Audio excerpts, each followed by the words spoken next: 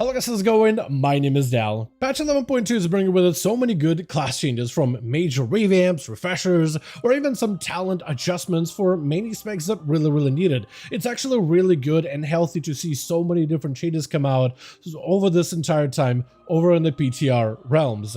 That being said, out of all the different classes that I've got to explore so far, I haven't really spent a lot of time on my main class, the class of Rogue. That is because mostly Rogues haven't gotten a lot of changes much on the PTR, unfortunately. That being said, looks like Blizzard is finally breaking some of that radio silence and actually blessing Rogues with a number of little buffs all across the board for all three specs. Today I want to take a look at exactly what these buffs are, what is going to be their impact and significance, what are some of the other changes that I would love to see in the short term, because I don't think they're going to be making too many class changes for Rogues. It doesn't really feel like we're in the works for a big revamp, although I would have loved to see one, honestly. But just to stay on topic and to be realistic, I did want to take a look at what got buffed up, but also what are some of the changes that I hope Blizzard makes in the near future, as there are some bugs and some things that the community would love to see, some real simple fixes that could really spice up and expand the quality of life that Rogues could be experiencing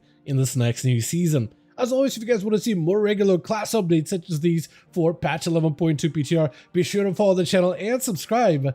But otherwise, let's dive right in. So some of you guys recently asked me, hey Dal, Rogues got buffed up, is it looking good for Season 3? And while these buffs are good, I would call them like a good step forward, but I'd be lying if I didn't say that I'd want to see more. We saw that they kind of called out Rogues as a class as something that they want to streamline a little bit and get a bit of a refresher in one of the recent Wildcast episodes, and we were expecting that Season 3 was going to be the time for us, kind of similar to like Dragonflight, where in Season 3 we got like a massive rework. So I think a lot of players were excited about the potential of what 11.2 could bring for Rogues, though so far it's been a little more quiet. Though there's still a number of little things they could do right now in the current development build of PTR to make Rogues still feel a little bit more fresh, with some bug fixes and some quality of life improvements, which I will mention in this video. But I did still want to take a look at all the new buffs that Rogues are getting so far over on the PTR. Starting with Assassination, they're getting a fantastic, exciting, amazing 8% damage buff. I know, amazing. Not exactly what we wanted. I mean, hey, 8% damage buff is significant enough, but Rogue as a class has been undertuned for a good bit of PTR, so I wouldn't be surprised if we got even more damage buffs. But hey, percentage buffs are generally good. We're definitely not done with the final tuning, so again, like I said, don't be surprised if Assassination Rogues for some reason just got a bunch of bulks of buffs as Season 3 is arriving, because we definitely numerically Rogue has been behind a number of playstyle options. That being said, what Rogues really wanted to see for 11.2 development build is some new playstyle options, and Fatebound is that opportunity, as Blizzard actually created a really awesome tier set for Fatebound Rogues that was looking very exciting for Assassination in particular. There's just a little bit of baggage that they need to still work the kinks out for Fatebound, but if they were to do so, this could be a very fun playstyle in general that legit got a lot of players very excited for potentially changing the way that Assassination plays in Season 3. The way Fatebound works is, every time you spend calm points into a finisher, you flip a coin. Either you get a heads or a tails. Every time you flip a coin, you can sometimes keep landing on heads, which allows heads buff to keep stacking, or a tails buff for the cosmic damage from tails to also keep stacking. And every time you spend a calm point, every time you send a finisher, you just flip a coin, getting buff or instant damage, which is fine by itself. There's a small number of ways for you to be able to harness that RNG, and that is with the ability of Edge Case. Activating Deathmark flips a coin, guaranteeing that it will land on its edge, counting as both tails and heads.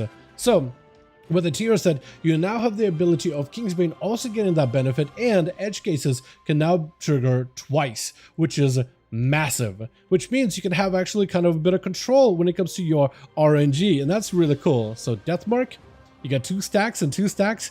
Kingsbane, you got 2 stacks and 2 stacks, and now you could also use the ability of Cold Blood together with Inevitable End to guarantee that your next finisher will cause you to repeat whatever coin flip that you've gotten recently. So you got both heads and tails, now you can get another set of heads and tails, and then another set of heads and tails, so you're doing some significant cosmic damage to the target while amping your damage up to 20%. Plus, it also allows your next finisher to also guarantee that the capstone of Lucky Coin is always going to proc for your rogue, increasing your agility by 7%. But basically every 45 seconds you will be able to harness this RNG and remove it out of the game, granting you up to a 20% damage buff, while also doing a ton of immediate cosmic damage to that target, which does quite a significant bit of single target damage to a foe. It was super exciting, super interesting, and on top of it, it gave us cooldown reduction, which Assassination doesn't really get to play around with. Kingsbane as well as Deathmark would have a shorter CDR, so you would go from a 2-minute class down to a 45 or minute 0.5 or a minute 30 class rather. I've got it confusing, but from a 2 minutes down to a minute 30. That was exciting on its own because Assassination is all about major cooldowns, and being able to shift those cooldowns and use them more regularly means now you have a little bit of flexibility of when you use the cooldowns for different raid fights or different dungeons. Like, the potential with this was awesome. The problem with Fatebound, as cool as it could be, it just has some random punishing mechanics where if you're fighting more than one target, you're just going to be dealing like less damage on abilities, and that's just not fun.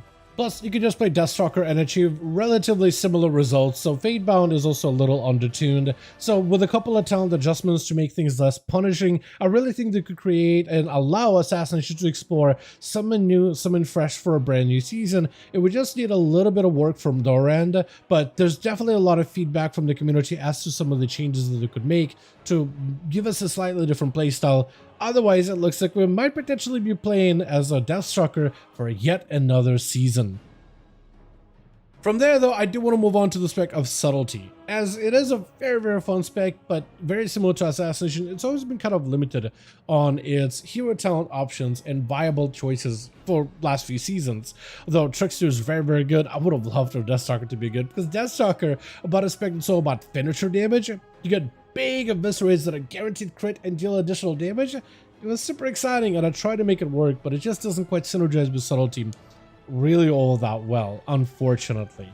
They did buff up the tier set for Deathstalker, so now during Symbols of Death, all of Deathstalker's effects, all the passive and even proc ones, are increased by 50% while Symbols of Death is active, which is really good. That being said, Deathstalker is numerically significantly behind. It is in a hole right now, so there's just no viable way to make this thing work numerically.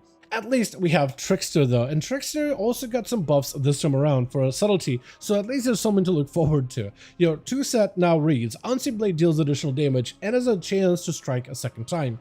Previously, it would just give you a chance to reset the timer for Unseen Blade, but now it doesn't do that, so it's a little bit easier to track it through Weak Aura, because you kind of want to track it in order to track when you're about to get a coup de grace. The easier to make it for you to track it, to have a little bit of idea of like when you're going to be getting procs of Unseen Blade. It helps you pull some resources so you can get those big eviscerate coup de grace afterwards.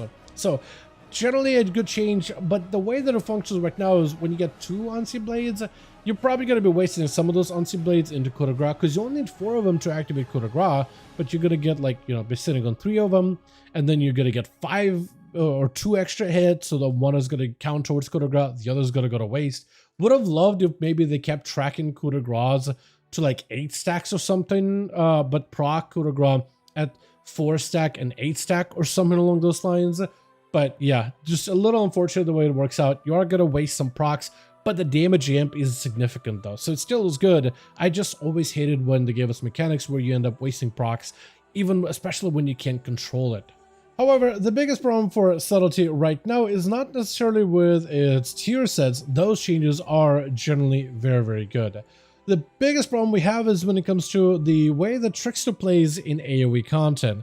See, they have a passive called Nimble Flurry that essentially transforms their single target abilities to cleave nearby targets, but this trait doesn't really work super well. It's always been a little buggy during like the alpha and the beta war within, so it never really worked super consistently. At some point they fixed it, so it started to work consistently, and it started to feel alright. But you may have noticed that out of all 3 specs of rogues, Outlaw does okay in M+ content, Assassination does really well in M+ content, but Subtlety seems to just trail behind the 2 in Season 1 and in Season 2 by a decent bit. This is because they're kind of limited in the amount of AoE they can do, with Deathstalker really not offering a lot of AoE options, leaving you kind of to play with Trickster. But Trickster, Nimble Flurry trait doesn't work with some of your major mechanics. Shadow Blades, it doesn't recognize it. Your major cooldown that increases the effectiveness of all your finishers, it just doesn't really understand the whole shadow damage component. So actually it just buffs up the damage of all of your abilities, not just your finishers, it just gives you more common points. But those common points can fill you with more eviscerates. Back-to-back eviscerates deal shadow damage. It just, Nimble Flurry doesn't know what to do with shadow damage. Take also the talent of shadowed finishers, which adds extra shadow damage on those eviscerates.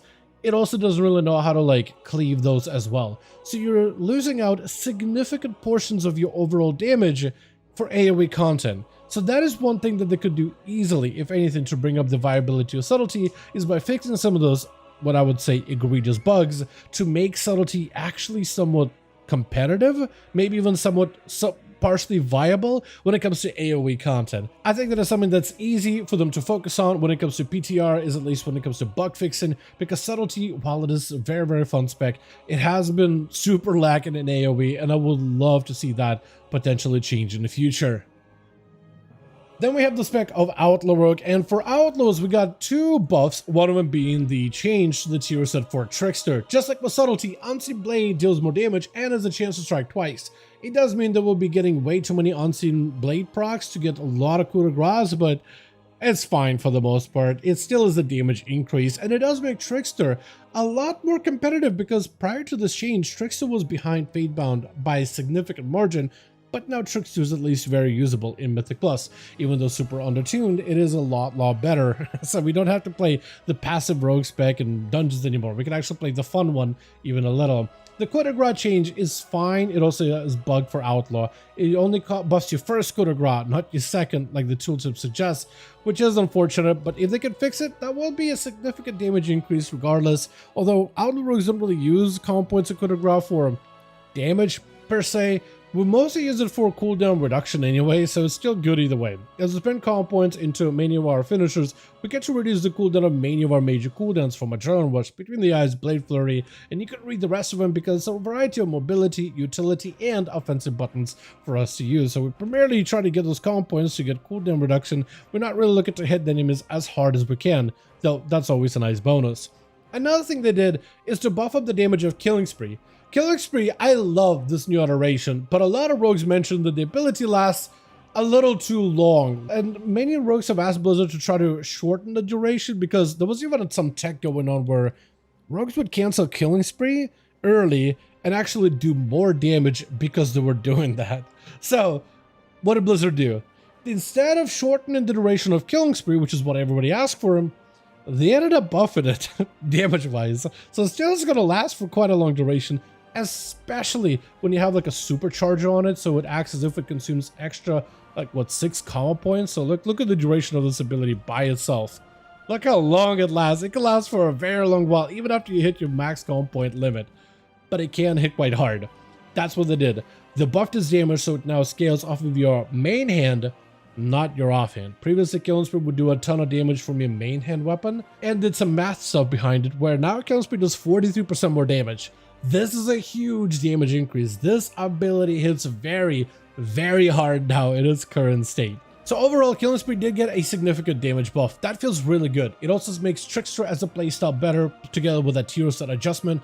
I still think they should probably shave off the duration of Killing Spree, even if it's by like 0.45 seconds or even by 1 second. Anything to make it just happen just a little quicker would allow us to go back to building common points, spending them, and playing around that cooldown reduction mechanic. And what I really hope they do in the future is make us less reliant on that cooldown reduction mechanic, by just reducing our cooldowns by a flat amount instead, and just removing that mechanic out of the game. So then we are allowed to use Killing Spree for this entire duration and not have to worry about canceling it early or anything like that.